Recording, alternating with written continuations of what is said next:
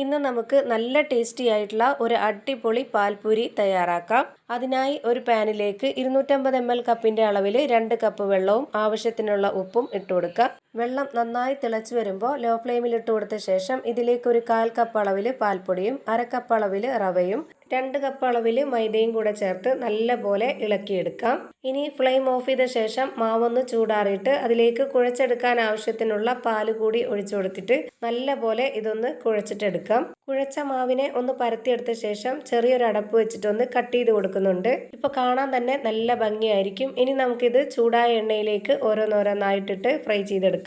അസല് പാനിപൂരിയുടെ അതേപോലെ തന്നെ ഇപ്പൊ നമുക്ക് കിട്ടിയിട്ടുണ്ട്. ഇനി ഒരു ബൗളിലേക്ക് 1 സ്പൂൺ പഞ്ചസാരയും 1 നുള്ളു ഉപ്പും 1/2 കപ്പ് പാലും ചേർത്ത് നല്ലപോലെ ഇളക്കി യോജിപ്പിച്ചെടുക്കാം. ഇനി ഇതിൽ നിന്നും ഒരു പൂരി എടുത്ത് അതിന്റെ നടുക്ക് ഒരു ഹോൾ ഇട്ടതിന് ശേഷം അതിലേക്ക് ഇതുപോലെ പാലൊഴിച്ചു കൊടുത്തിട്ട് ഓരോന്നോരോന്നായി കഴിക്കാം. അടിപൊളി ടേസ്റ്റ് ആണ്.